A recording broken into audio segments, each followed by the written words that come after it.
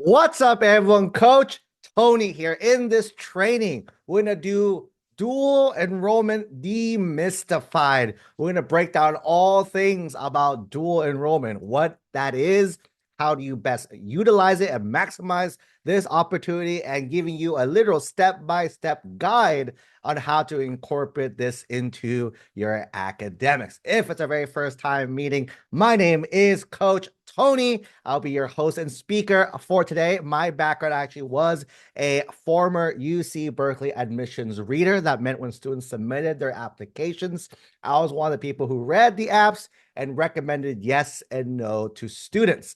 Doing that for several years, you start to learn a thing or two about what colleges really care about in the admissions process.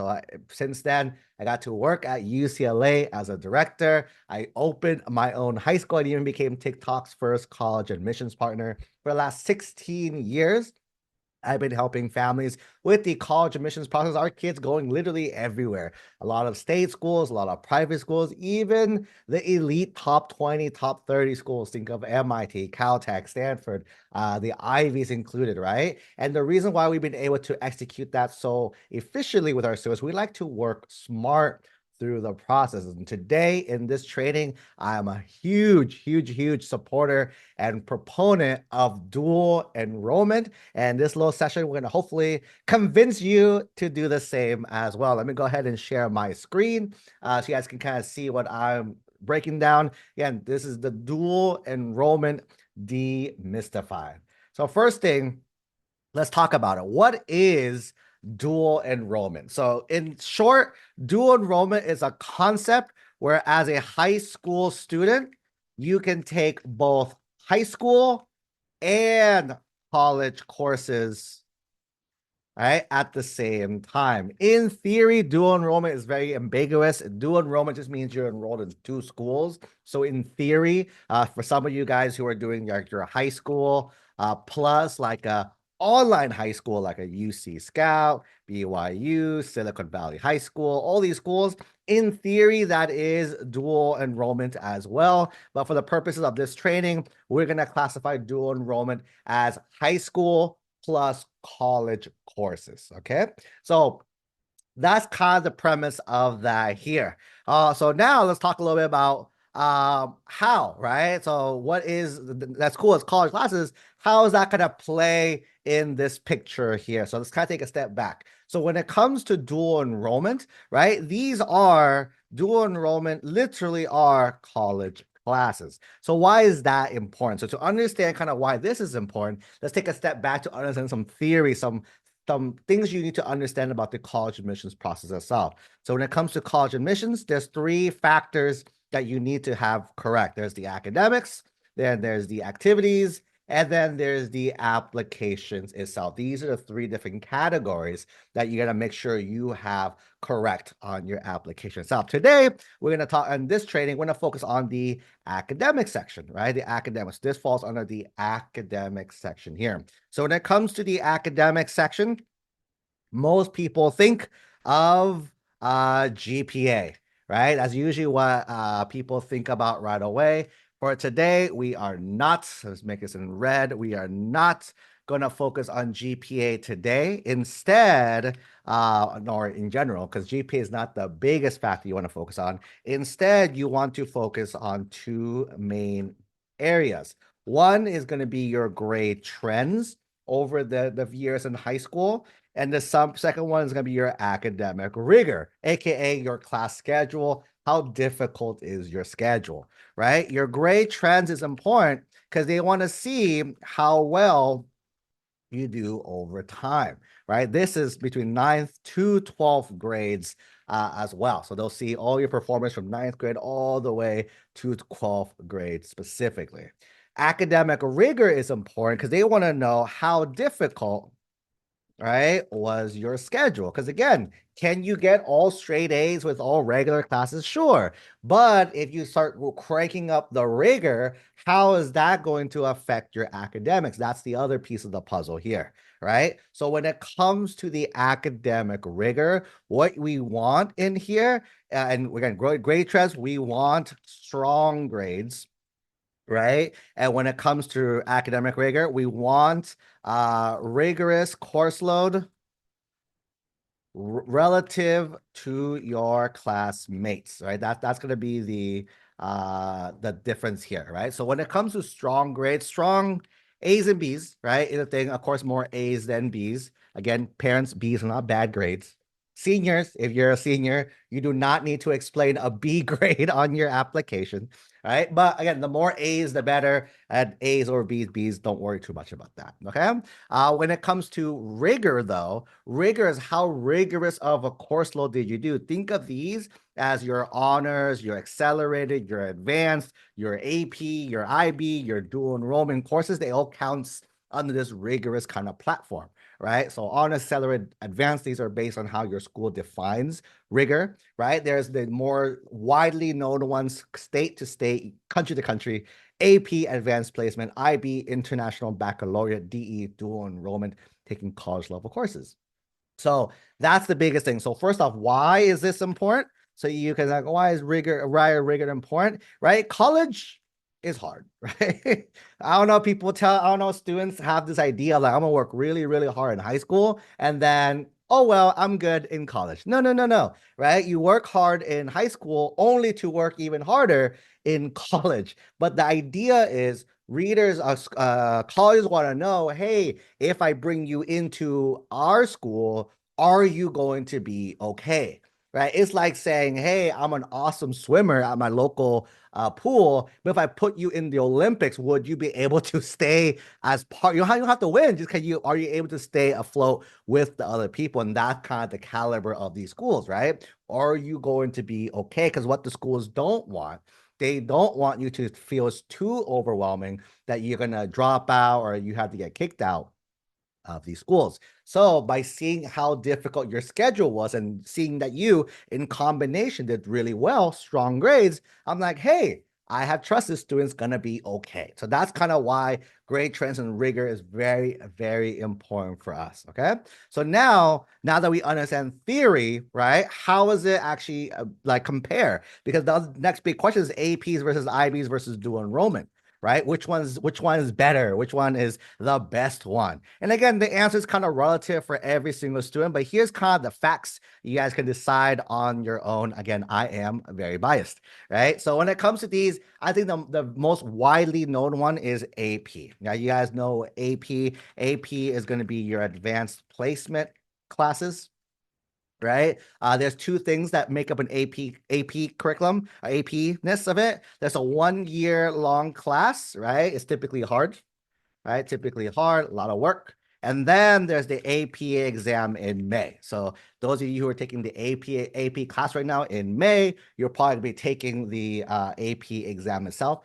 Hypothetically, by the way, too, there are some of you who might be just like self-studying the class and then taking the exam only. And then I don't recommend that. You do want to show that you took the rigor of the class is the big takeaway here. But that's gonna be the big thing here, right? So again, the year-long class plus the AP exam. Just for you guys to have context, the IB is called International Baccalaureate, right? This one's a 2 year long class, typically hard as well too. There's the IB exam also in May is the other thing as well too. So either one, you probably don't do both. You probably do one or the other is usually what it is. And then on the AP exam itself, it's out of 5 points, right? 3 is passing. That means you get 3, you pass the exam.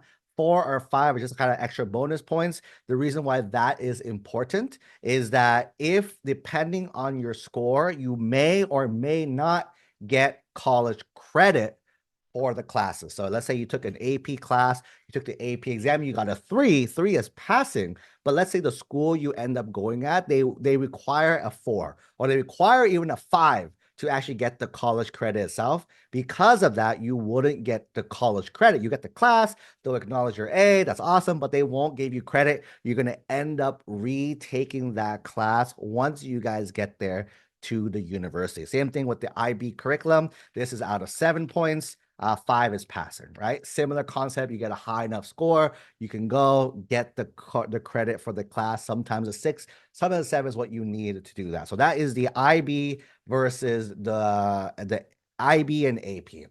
Now let's talk about dual enrollment, right? So what dual DE dual enrollment? So these are classes you take out of college. This is a college course, right? College courses, however, are not 1 year long, right?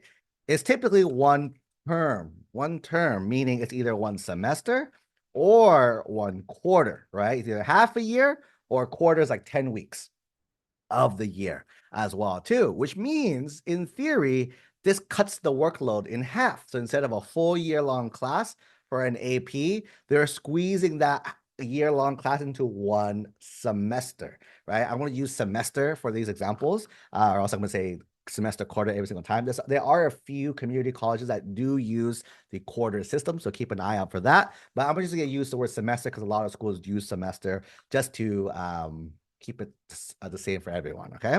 So let's say if you do semester, there's typically a fall semester, and then a spring semester, and then also a summer semester as well. For the record, for those who are doing quarter, there's a fall, winter, spring, summer. Those are the four quarters over there. So the class is only a term long, right?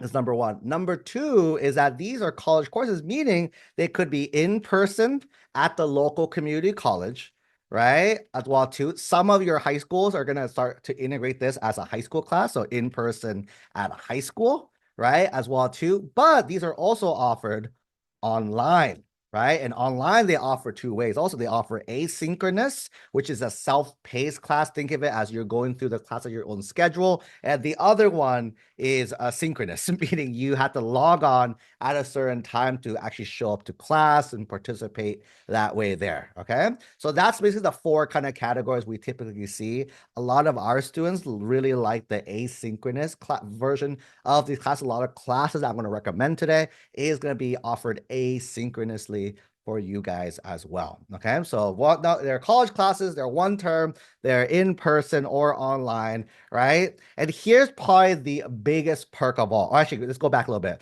There's one semester. Why is that so important, right? Why is this one semester so important? Let's break it down. One college unit. You'll see that your classes are in units, right? In high school, every semester is like 5 credits.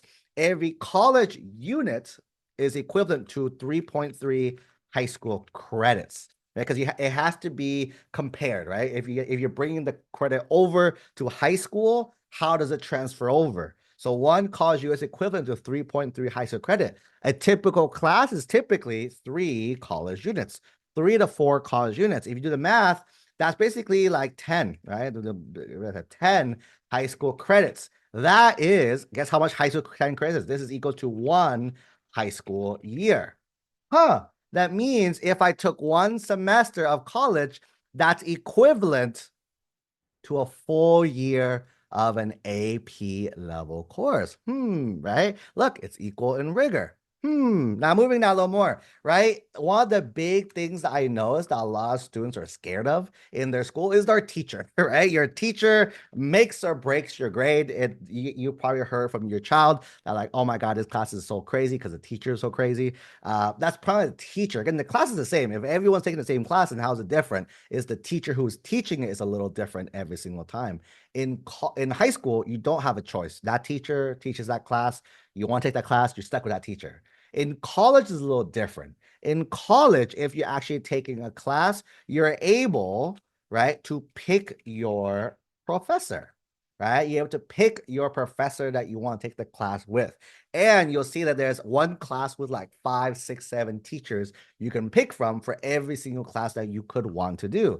My pro tip here, pick the easiest professor, right? Why make our life harder than it needs to be? Pick your easiest professor that you can. There is a site, right? Use ratemyprofessors.com. It's a website that you can filter by your school, filter by the teacher, and you can kind of compare teachers and say, hey, which one is the easiest, right? Which one is the easiest? Which one will give me that easy A? Because again, a lot of these classes, you might not even need them for your major. You just need to get it done, just like in college.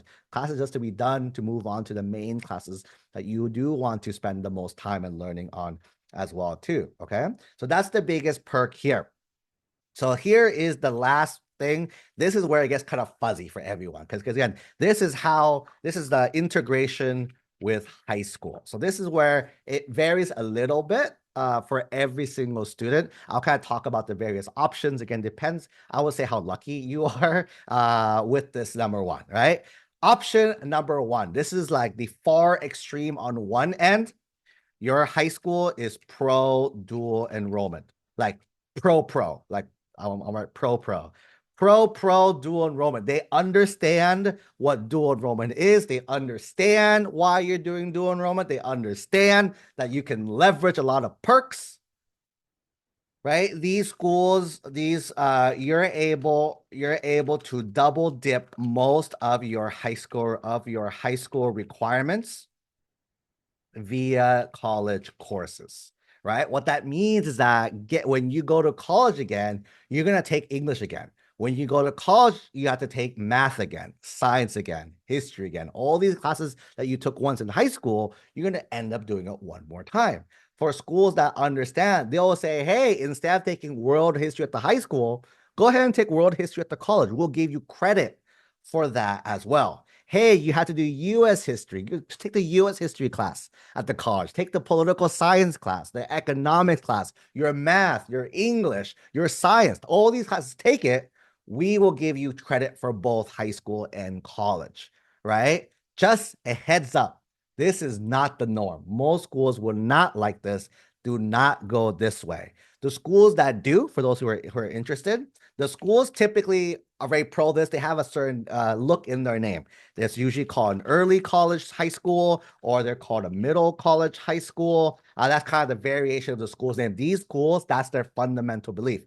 Fun fact, fun sport is a school that I opened, right, about almost 10 years ago now, right? 10 years ago, it was a middle college school. So I'm so big on this because I actually opened a school that used the same model. I understood, hey, why have our kids do double the work? Just have them take classes at the local community college. For us, it was Santiago Canyon College in Orange County, right? Take classes there, and we'll double dip you. We'll double dip your credit for high school, so you take half the classes and get double the credit for both college and high school. Keep in mind, not many schools like this. Not many schools do this method again, but if they do, I highly recommend you abuse it, because again, it's a really, really awesome tool if your school does that, right? Second kind of bucket, I would say, second bucket is if your school is pro, just small pro, small pro dual enrollment, which means they will let you go ahead, take it. We'll let you do it as well too. And we'll go ahead and put it on your high school transcript, right? And put on high school transcript is the other piece, right? So that's the second bucket as well too. Hey, you can go take it. We'll put in your transcripts. We're good to go. In that case, you're pretty much good to go, right? Go ahead and talk to your counselor and get it signed off, counselor, and get it signed off. I would say a lot of families are in this bucket, right? A lot of families that we work with are usually in this bucket where like your school lets you do it. Along with, again, I recommend do a lot of work for them, which we'll do in the third part of today's training, right? Do a lot of work for them so they can just sign off on it, make it easy for them, right? But they're cool. They're cool with it. They'll let you do it. Is there. The last bucket is where it gets very interesting. Last bucket is the other extreme. And here's my stance now as well too. Your high school hates dual enrollment, right? Hate's a strong word. Doesn't approve, right? Doesn't like dual enrollment, right? As well too, right? If your high school doesn't like dual enrollment, they're gonna say stuff like, "We won't," for example, right? We won't put it on your transcripts. It won't go with your grades, etc. These lines of saying like, "Hey, no, but we're not gonna put anything on your high school itself," right? Some schools might be like, we won't let you take, you can't take certain courses as well. Like, for example, if your school offers psychology, you can't take psychology. If your school offers this, you can't do this, right? So this is like another bucket that I think a lot of families will fit in as well too. So here's my stance on this, right? No worries, right? Right? We will still do dual enrollments as well too, because I don't need it on my high school transcript, right? When you guys are going to college, when you guys are applying to colleges will ask you, hey, what classes did you take where did you take it? It doesn't have to show up on your high school transcript, as long as it shows up on a transcript, which is, again, if you take a college class, it will show up on their transcript. You are good to go. And I would go ahead and just take that class out of that school and then submit that transcript separately, which regardless, even if you're a number 2 and they'll add it to your high school, colleges don't care either. They still want the one from the college to vouch that you actually took it at the college itself too. So again, I do not care if your school lets you do it. I will still try to fight for it, and for reasons I'll share in a little bit, right? But I will still do it and take classes again. There's certain classes you can't take. Cool. Don't go against them. There's tons of classes you can take that you can do that you can still maximize and optimize your schedule, even without having to double dip a lot of the high school courses itself. Okay. So that's gonna be the big thing here. Still doing wrong. So regardless, A, B, or C, dual enrollment has always been my answer, and it's one of the core things that all of our coaching families will have in common on their schedule. Let's talk about one more tactical why before we go ahead and give you the step-by-step how to do it, okay? So the last piece of this is rigor, right? Going back to kind of what we talked about earlier, we care a lot about the rigor of our schedule. How many like AP, IB, dual enrollment courses do you have on your schedule? That's going to be the biggest thing, okay? So when maximizing rigor, right? What we want to do is we want to maximize the number of AP or IB classes. Let's call it AP equivalent courses, right? To keep it very, very fair as well too. So AP equivalent courses that you're having on schedule. So for example, freshmen, I don't see a lot. Freshmen usually like 0 to 1. Again, everyone's different. We have a freshman right now. He's taking 3 freshman year because that's how the school set up. So these are like broad averages, right? Sophomores, you're taking like 1 or 2. Juniors, I see like 2 or 3. Seniors, 3 to 4-ish, right? 2 to 3. Right, let's do middle ranges. 2, 3, 4, 2, 3, 4, 1. I think 2 is pretty much what I see there as well too. Right, so that's pretty much the cadence I see a lot. Let me take out those 3 then. It looks a little funny, right? That's kind of the case I see a lot, right? So again, what does this mean? That means freshman year, if there's someone taking 1 AP class, I'd want you to take 1 AP. Again, this is also because you're assuming you're aiming for the rigorous schools. Again, your goals, your behaviors needs to match your goals. Match your goals. Again, if you're aiming for a top school, we need to do top level behavior. If you're aiming for a not so great school, you don't have to do as crazy, right? So again, it's all relative on what you do. I'm going to assume for the purpose of this training that we are aiming for like top schools, right? Again, the toppest tops of you can do. So again, what we do, if this is the range, I'd want to hit the higher end. I want to hit the 1 here. I hit the 2s, the 4s, right? But the one thing you'll notice is that doing more APs, right? More APs is basically a lot of work, right? A lot of work and time is the big thing. And if you know us, right, we like to work smart here, right? In terms of working smart, we're like AKA being efficient with our time. So can you take the 1 AP 9th grade, 2 AP sophomore year, 4 AP juniors, 4 AP seniors? Sure, you can definitely do that. But is there a faster, more efficient way to do it?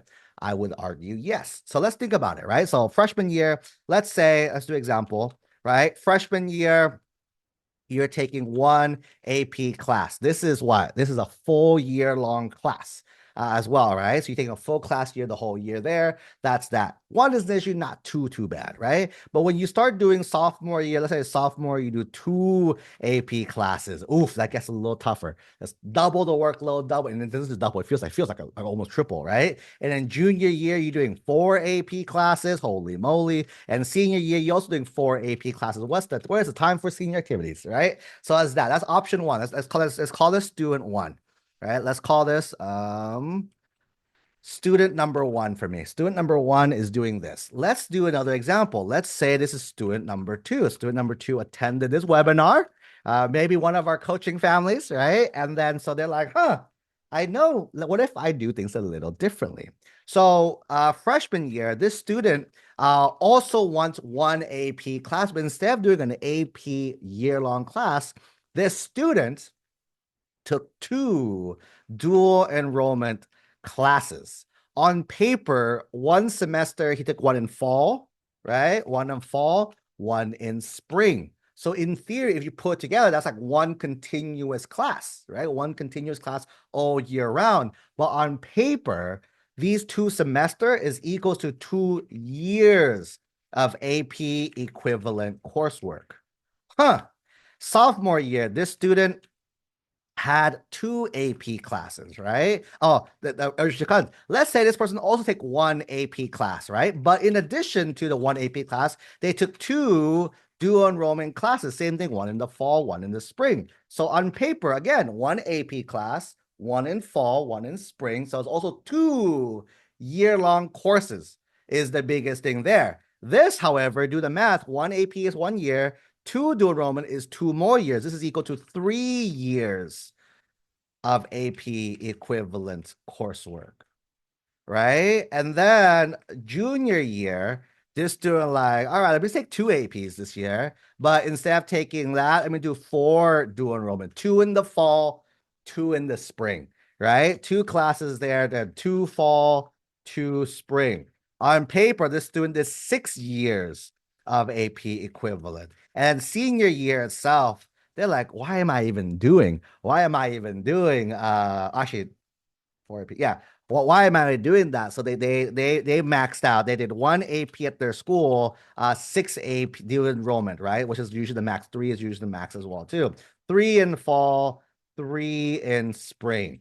This student has what? 7 years of AP equivalent classes. Use the math. This student above student example number 1 has 4, 10, 11 years of AP equivalent classes, right? This student down here has 2 plus 3 is 5 plus 6 is 11 plus 8 is 18 years of AP equivalent classes, right? And then keep in mind, when we did that dual enrollment courses, we're also looking for the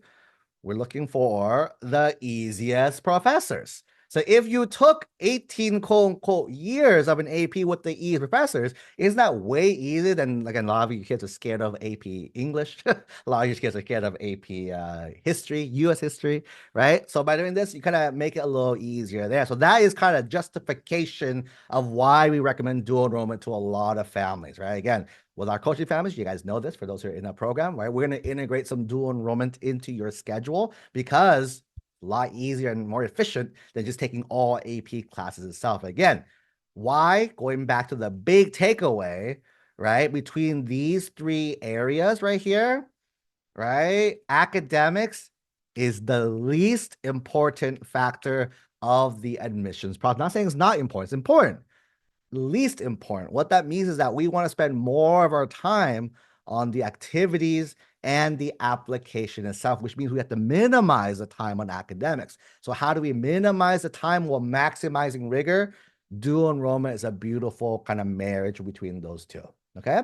Now that we kind of agree, now we're like, all right, let's go. Let's talk about how. Let's talk about step by step how to actually do this. By the way, I am recording this live in front of 130 people now. Thank you, everyone, for joining me live. In the chat, if you guys can help me out real quick, and you let me know a name of a community college. Let me know a name of a community college, and you that'll be my example. And for everyone else following me from home, you can follow this as well too.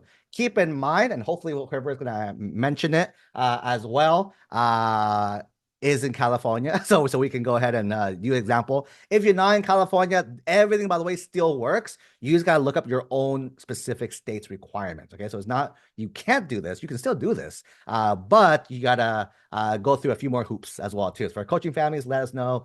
We can help you jump through those hoops a little bit as well too, just because California is very pro dual enrollment. A lot of those states are. You just got to, again, jump through the hoops is all it is as well too. So we've tested, we have students from 48 states, I think, as of today. So we've done it all with every state. So there's no state that says no. It's just some of them have more things to go through. All right. I see here Bakersfield. Let's talk about Bakersfield, right? So Bakersfield is the first one. I saw the bunch. By the way, thank you everyone for joining in. The example we're going to talk about is Bakersfield. I'm assuming that's from California. because I know Bakersfield, the area. All right. So the example for today is going to be Bakersfield. Again, you can follow along with me, and I recommend it. Follow along with me so you guys can kind of do what I do. All right. So the first step we want to do is we want to first, you want to find the transferable courses available at that school. This is the key, right? So this is the key, the most important thing. Can you take any random college class? Sure, you can. However, again, I like to work smart, meaning if I take a class that's cool, is it going to be transferable? Statistically, no, for a lot of classes. So for me, is if I'm going to take a class, I'm a big fan of double dipping. If you guys eat chicken nuggets and you dip it in one sauce, you're not supposed to dip in second sauce. I love double dipping, triple dipping, all the dips, right? So for me, is figuring out what classes should I take to maximize the impact that it will be transferable to as many colleges as we can. Because one other thing I didn't touch upon in this call is that not every college will accept these credits, right? Especially in private schools, some will, some won't. Kind of case by case as well too. Regardless, by the way, I don't care because I'm doing for the rigor of our SCAD, transferable or not. So like, and transferable is like one big thing, but we also want to see if we can, how can we transfer to a lot of schools possible, right? So for me, I'm gonna look at that for the state of California, right? For California families, you want to look up, it's called IGETC. IGETC is the Intersegmental General Education Transfer Curriculum, right? So intersegmental general education transfer curriculum, right? For those of you who are not in California, I recommend not in California, look up on Google your state's general education transfer curriculum. That's what you Google in. It'll be like the first, it'll be an acronym too. Like I think, was it Washington, Ohio, Oregon, OOHE, Illinois was IAS. So they all have different like acronyms of their own, but basically it's a list of classes that you can take that are transferable. That's the key there. Okay. In California, it's called IGETC. So IGETC here, I'm gonna look it up. So I'm gonna look it up for me. So I'm gonna look up, right, in California. I would look up Bakersfield College, IGETC. So I'm going to go ahead and look this up on Google. So if I make a new tab, I search it up, is usually the first one, right? Usually the first one, it is. And here you can see IGETC here. Boom. I'm gonna look for IGETC. And if I'm done correctly, it should be either a table of classes or a list, just like this, a list of classes here, right? In California as well too, it's gonna be areas 1 through 6/7. Some schools have 6, some schools have 7. Eventually, all schools will have 7 areas in California. 7th area is ethnic studies. They just rolled it out like 2 years ago. Bay Area, you guys have area 7, and it's slowly rolling out to all the states. It's a state requirement that will be enforced within a few years. So 6 or 7 is a thing there. Okay. So if you look at here, here's Bakersfield College. Here's area 1, 2, 3, 4, 5, 6, 7. You have all 7, right? So boom, here's that. That's step number 1. Okay. Step number 2, we want to find all transferable courses right now, transfer curriculum courses. Because now prep 2 is find the classes that we want to consider is next, right? So again, for a lot of you guys, I recommend, regardless of your major, people are gonna tell me, Coach Tony, I'm bio, I'm pre-med, I'm computer science, I'm engineering, I'm all these things. By the way, if you haven't done that in the world, you have no clue what it is yet. You're guessing. You're guessing you want to do that. It's really hard because you haven't done that thing yet. The stat is 80% of students switch majors at least one time. I switched 5 times. So I definitely understand this. Again, so again, your major's a guess. I think I want to do this. You haven't done the prerequisites yet. You haven't gone to the college yet. You haven't taken the pre-major classes yet. You don't know. So to be safe, what we're going to do is we're going to just do the general education courses. So regardless of your major, do not care what you do, right? I'd recommend start with, right, arts, humanities, and social behavioral science classes. That's kind of where I would recommend anyone start first. For those of you in California from IGETC, it's called area 3 or area 4. Right? So area 3 or area 4 here. So I'm on my list. I'm gonna look here and look, here's area 3 classes and here's area 4. So anywhere you see the blue highlight on my screen, that is going to be the ones that I'm going to try to take classes from. Okay. From here, any class counts. So any class you want, you can. What I typically recommend, what our program usually recommends in area 3, which is typically the arts and the humanities, right? We like our students, don't like, we like our students tell us that arts, music, and theater classes are typically really fun for them. And area 4, anthropology, psychology, and sociology are fun classes for them there. If I was to go back to college, I'd be a sociology major for sure.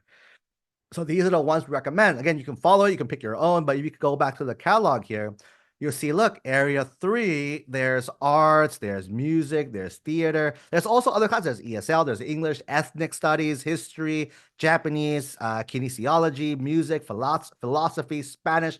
Tons of classes in area 3. Area 4, again, we like anthropology, we like psychology and sociology. But again, there's so much more. Communications, economics, education, ethnic studies. I don't know, it says fire studies, something, geography, history, journalism, kinesiology, PBHS. No clue what it is. Philosophy, political science, a lot of different classes you guys can look up and take as well, right? So again, doesn't matter to me what classes you pick, right? So pick whatever. I recommend the smaller numbers. Don't try to skip to the bigger numbers. Why make life harder than it needs to be? Pick the leftmost number as you can. So the smaller the number, the course number, we recommend, I want to recommend. So recommend the smallest course numbers, right? Like the intro classes, course numbers.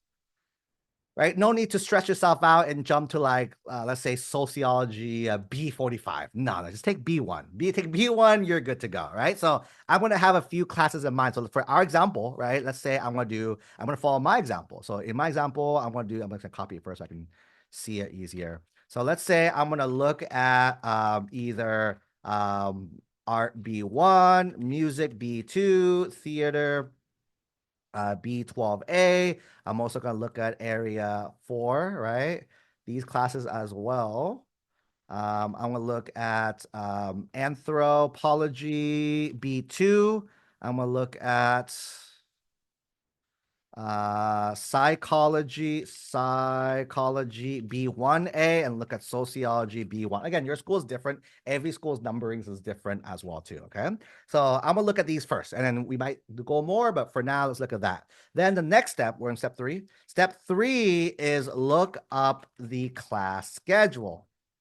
Right. So keeping in mind, and if you're joining me live right now, it is beginning of November, right? Keep in mind there's 3, again, depending on your school system, if there's a trimester or a semester school or a quarter school, right? If it's semester, there's going to be fall, spring, and summer. If you go to a trimester school, there's going to be fall, winter, spring, summer. For those of you in semester, which is a lot of schools right now, spring classes typically opens right in late October, early November, right? Summer classes typically opens in, I think, March, April is when that happens. Fall classes opens in like May, June-ish time, right? Every school's a little different. You have to look up your own thing, but that's typically it. So again, if you're joining me live right now, hey, maybe we could look into spring classes, which is something I would recommend you guys do.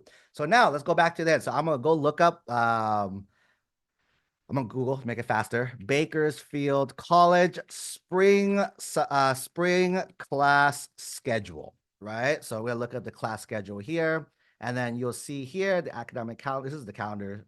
This is not only that. I need the class schedule. So going back one more time, here, second one, class schedule. All right. So here, right? It's gonna ask me what term. I'm looking for spring. Again, if spring's not out yet, or the term you're looking for is not out yet, it's probably the schedule's not out yet either. But if I see it, I mean, it is out. So for Bakersfield people, you guys are able to register right now, right? So you can look at here, and then once I do that, I'm gonna look at the classes. So let's start with art, right? Start with art first. So art B1. So I'm gonna look up the subject is art. Here's art. The class number is B1. Art B1 right here, right? And then search, right? When I click search, right, here is what it should look like. Every school is looking a little differently, but the core thing you'll see is that, look, there's the class subject, art B1. There is the CRN. The CRN is the class code, right? Think of it as the class code. You need this to have your counselor help you sign up for the class. That's like the unique number of the class itself. You'll see the meeting times, right? So meeting times is when your class is, right? So again, if it's an in-person class or like a synchronous class, you have to make sure you can show up to those classes there. There's, we saw the teachers, that's the professor who's teaching it, instructor, they call it, don't they call it the instructor, right? Again, every school calls it a little differently as well too. Instructor, your teacher who's teaching the class, and that's pretty much it, right? And usually there's a format one as well too. There's a format which is like online or in person, right? Online or it's not say it was online. If it's in person, don't say that. So going back to our example here, right? So that's kind of what I'm looking at. Where's my mouse? All right. An example here, first class right here. This class is Monday, Wednesdays from 8 to 9 a.m. Clearly, I can probably not take this class, and you can see where the campus is. This is a main campus. Probably cannot do it because guess what? I'm probably in school. You're probably in classes Monday, Wednesday. Same thing with this one. Actually, this one is Tuesday, Thursdays, 4:20. So in theory, I could take this class again if you're out of school by 2 or 2:30 or 3, right? You can go ahead in theory, take this class. This is an in-person class, you can see, right? Including the main campus. So I would have to go to the school again if you're really close or you can drive or whatever. This may be an option for us. This one's a Friday, 9. Probably can't do that one. Probably here's a late one, 9 p.m., 6 p.m. to 9 p.m. In theory, if you had to do anything on Wednesday night, you could take this class, right? But scrolling down a little more to show example here. This one is a delayed, this is an online class, right? Online with no meeting times. That means this is a self-paced course. If there was a meeting time, it will tell you online at this time. But because there's no time, I can safely assume that this one is an asynchronous class. So there's an online class here and another one. There's actually 3 pages of them. So let's open up all of them so you guys can see the options real fast, right? So you'll see here, down here, there's the online. These are all online, right? So many online. Here, oh, no, this is a different area. This is a different school, right? The Lano College. Maybe it's a different school itself as well too. Look, some classes are already full. How crazy, how crazy. And you can see the list here, right? So going back, now that you looked at the classes, right? Cool. This class sounds cool. Next feature, next important thing, pro tip. This is a pro tip move, right? Look up the professors. Use a site called Rate My Professors, ratemyprofessors.com. I want to look for a few things. I want to look for the number 5-star reviews is number 1. I want to look for the quality rating of the teacher as close to as 5 as close to 5 as possible. I want to look for difficulty as low as possible. Retake rate as high as possible. I think those are big ones, right? And then read the reviews for feedback, right? For feedback. So let's talk about it. So let's say, for example, I'm gonna go to a site, ratemyprofessors.com. The school is was it Bakersfield? Bakersfield College.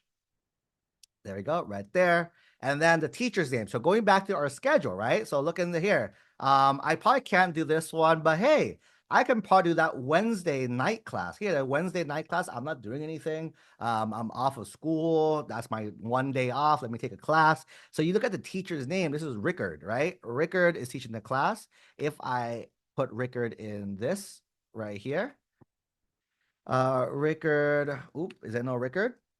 Just the last name. There's no Rickard, right? What does that mean? So if there's no teacher, right away I can do a search and try to make and see, because then there's some Rickards, but is anyone teaching was it art class? teaching art? Probably not, right? I don't see any. So what this means is this is probably a new teacher at the school, or like they just transfer from another school. Pro tip for our high school students, I wouldn't gamble, right? There's a chance they're really good, chance they're really, really hard. So I wouldn't do that, right? This is another one. This is another night class. Salehi. Let's see if we get luckier with this one. Salehi. Oh, there we go. So Salehi right now, you can see, or Asma, is that right? I don't, yeah, Asma, right? Asma Salehi. So far, 5-star review. Rating 5 out of 5. Difficulty of 3, 100% will take again.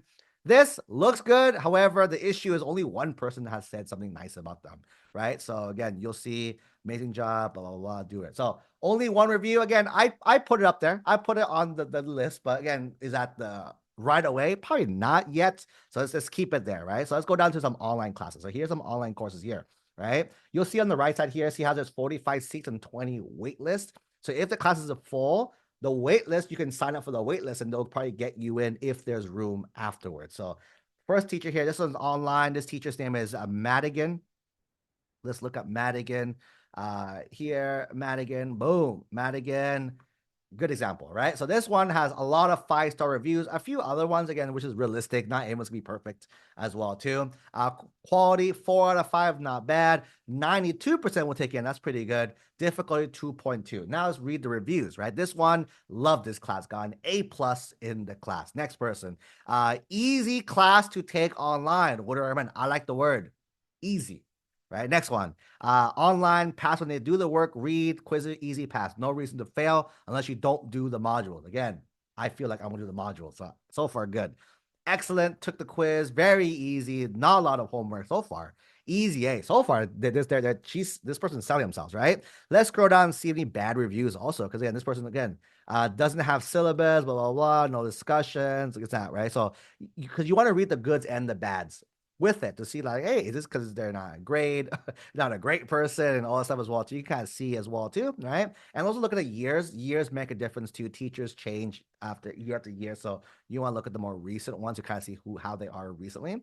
This teacher's not bad at all, right? So for our purposes, this is actually not a bad teacher. So what I would do is I would kind of copy this down, actually copy the teacher's name as well too, right? And I'm gonna go ahead and put it down on my short list, right? So number 5, let's stay at 5, right? Create a short list of classes to take, right? So here's the class here, Art B110. The class code is 1 this and that. Professor is that, right? As well too. You can even link their other page as well too, right? So I'm gonna go ahead and do this. Right, so this is not a bad teacher. So I'm gonna go through and keep going, keep searching through this as well. So I'm gonna, for example, here's another teacher, right? Michael Richards, as well too. Michael Richards. This one you can see it's very different, right? A little more tougher, tough grader, blah blah blah blah blah as well too. So you can kind of see how this is. And so what I would do is I would look this up, right? I will look this up for art, music, theater, anthropology, psychology, sociology, trying to find literally the easiest classes that I can find. Then I'm gonna put a little list together. Pull a list together of this. I'm gonna do class number 2 and class 3. I'm gonna put it in order too, right? Order 1 is I want this the most. 2, boom, boom, boom, boom. I would come with like 5 classes, right? Come with 5 classes for your counselor, right? And then what I would do is once you go to your counselor and say, hey, counselor, here are the classes I want to take. Can you help me get signed up for one of them? And again, can you get signed up for this one? The first class, right? Oh, it's full? No worries. How about class number 2? How about class number 3? How about class number 4? And you go on the list that way as well, too. This way, the strategic side here is that you're going to your counselor. They don't do any work. All they have to do is make a signature. The more work you make people do, the harder it is, right? So if you make it very easy for them, right, it's usually an easy win for you. So again, usually you get your first choice anyway. So again, you can see here is that there are room right now, but the longer I wait, the less room there is as well too. So again, every school has a little different policy on how you guys get registered for these classes. Some schools will put high school students at the very end. Some schools actually give you priority because you're a high school student as well too. So it's different per school. Everyone's a little different. For me though, do all the work you can to make sure that you can do it. Go to your counselor so they can sign this off on you, and then you can go ahead and take it there. I would, if you are watching this live at the beginning of November, I would highly, highly, highly recommend at least one class for the spring. Then you come back to me, let Coach Tony know how awesome that class was, and you're gonna say you're gonna take more classes in the summer this upcoming year. And that has been your dual enrollment demystified. We have a bunch of questions in the chat, but before we do that, hopefully you guys enjoyed that training. It was useful for you guys. Subtle pitch. If you guys are interested, this is something we help our coaching families with, figuring out what classes are a best fit for them. So for families that are not yet inside our coaching program, and you guys are interested in setting up a free 15-minute coaching call with our team, you can go ahead and book that, set up a free call with our team. They'll give you feedback, guidance. They might help you figure out what classes will be a good fit for you guys as well too. Can't buy anything on that call. If you guys are interested, you can set up a second call with our team. They can definitely help I'll talk about programs in the second call itself there. Okay, let's bust out some Q&A. I got a few minutes left before my next call, so let's go ahead and do that. If you have questions, go ahead and drop in Q&A. It's probably easier than the chat because chat has a bunch of stuff right now going on. But if you guys want to drop in Q&A, we can definitely do that. First one, is dual enrollment the same thing as concurrent enrollment? The answer is yes, right? So every school calls it a little differently. There's dual enrollment, concurrent enrollment, community college, junior college, all very similar things. Keep in mind that the difference is how your school kind of treats it. Some school, again, there are another category of dual enrollment is they bring the professor to your school and make it a whole year-long class. I'm not a big fan of those because, again, you're kind of defeating the purpose of speeding up the process is the biggest thing there, okay? Next piece, how do you determine which classes at the high school, how do you determine which classes to take at the high school and which courses to take at community college? In short, how to create a course plan with a mix of this and that. The easy answer for you is talk to our coaching team and they can help you with that as the short answer. The real answer, not the real, but like the answer as well too, it's gonna be a mix, right? There's no one right answer as well too. Again, it's gonna be a nice, I call it a little dance between your counselor and yourself.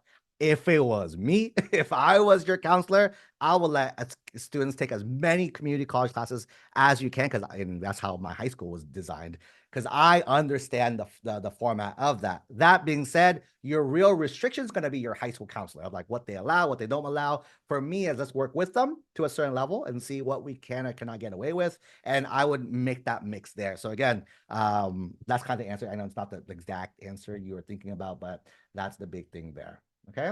Our next question is, are grades from dual enrollment weighted? The answer is yes, right? So they are counting. Again, that being said, going back really fast, where is it? GPA is red. Do not care about GPA. A lot of these weighted GPA questions, this or that, ignore them. It's not going to be the biggest thing to keep in mind. Sure, it's weighted, but how much does that really play? Again, the REIRs are going to see your entire class schedule and what you took. That's more important to me than the actual number that it produces. But the quick answer is yes, right? But like, just keep in mind, everyone does it a little differently there, okay? Some people gave me their colleges to figure out the thing. You guys can do it yourself as well too, all the things there. And won't college readers think AP classes are more rigorous than community college courses? That's a great point as well too. I was a reader, right? So if I was a reader, I'm telling you guys to do this, what does that say about me, right? Readers are trained on both curriculums, right? As well too. There's no one right or wrong way. Sure, you can do APs if you want. The answer here lies for me more on the strategic approach of this method. Could you take APs? Be my guest. Go for it. There's people who do APs. They do well in the admissions process. Our coaching families, you've noticed, do not use a lot of APs. They do enough APs. They supplement that with dual enrollment. The reason why is, again, it's not the dual enrollment versus AP. What I care about is how do we minimize the time we spend on academics. If you take the same APs and spend less time and go for it, that's probably the better answer for you. But the key here is you want to minimize the time so we can maximize the time on activities. That is more important to me than anything else. So it's a mixer of both. Readers are aware of both structures. Readers know about both structures. So it's kind of basically, that's the big takeaway here. Okay. Another question here. Can you take dual enrollment out of Cal State? The answer is yes. However, I don't recommend it. Right? The reason why is if you're going to take it at the community, at the Cal, even UCs or private schools, the answer is yes to all of them. The thing is, you're going to have to probably pay for those schools. Cal State tuition is a lot more than community college. UCs is more expensive. Private is more expensive as well, too. Let's say if you had to pay for dual enrollment at a community college, keep in mind, usually, by the way, it's free. That's kind of the perk of it. But if you do have to pay for it, community college is $50 per unit, which means if a class is 3 to 4 units, you're paying $150 to $200 per class to guarantee college credits, right? If you took an AP class, let's say you took out UC Scout, for example, right? UC Scout's like $800, right? As well too, and you take the AP exam to get college credit, right? So that line alone, I don't know why you justify APs over dual enrollment if one is 4 times cheaper and guarantees it in half the time, half the speed. You're going to help your child have a much easier time in high school. Who here wants to give our kids a harder time in high school, right? That's going to be the big tweak here, okay? Again, one more time, if you guys are interested, go ahead and book a free coaching call with our team. Dropped in the chat, the book here for those who are joining. Boom, go ahead and tap there, book a free coaching call with our team. Our team is happy to chat with you, help you out with any more specific things here. All right, a few more quick questions before I have to bounce out of here.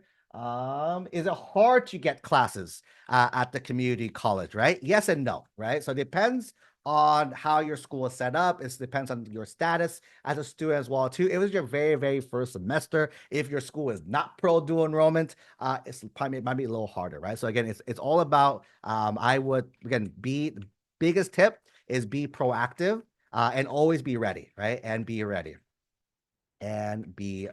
Again, don't let your counselors have why we have 5 classes pre-picked out is, again, the counselor doesn't have a choice. They'll let you pick this. Or, hey, I did the research. I did the homework. I did everything I did. I just need you to sign is the biggest thing there. Okay. Is there any consequence if I do a dual enrollment and fail? So yes and no, right? As well too. So the first yes is if you took other classes with it, right? If you took more classes, right? When you send the transcripts, the colleges will see all of your grades, right? Is the thing. So they won't see that F or that failure grade. On the plus side, if you only took that one class, right, and you don't, and I'm not gonna say this because this is probably on the record. Hypothetically, you didn't put it on your application, right? No one would know. Is the biggest thing, right? So that's if you only took that one class in this and you didn't add it, you went to a college, and no one in theory would know that. That being said, the tip here, do not fail your community college class. If you do, I worry for you when you go to the actual college and see how you do there. So again, so it's a teaser of how you are going to be anyways, okay? For a 9th grader, my school requires me for a principal to take community college. It's counselor or principal, right? So it depends on how your school is set up. Some schools do counselor, some schools do principal, some both. Just ask, right? The answer is sure. Make it happen is the thing there, all right? Where do we put that where is the best place to indicate that college, you did an early college program, essay, additional course is enough. Want to retract readers, the fact is strong rigor, should we intentionally pick it as a topic? So two answers for you, right? The first answer is when it comes to this, right, it will be shown in your academics section, right? You'll add the class, they'll acknowledge, they'll see that in your classes. If you feel compelled to share this as an essay, go for it, right? But I wouldn't strategically, like, let's make sure we have this is the biggest thing there. Okay, perfect. I do have a call to bounce off of. Apologies, everyone. Let me copy everyone's question first so I can answer it on probably Facebook after today. But again, one final pitch. If you guys are interested in setting up a free 15-minute chat with our team, go ahead and drop it there so we can go ahead and help you guys out with this. My notes will have it included with the replay. So hang on tight. If you guys registered, you guys will get the replay. If you're watching the replay in the future, it's somewhere on this page. Just click somewhere and you'll probably find it as well too. All right, that's it for me. Have a great rest of your week. Chat with you guys soon.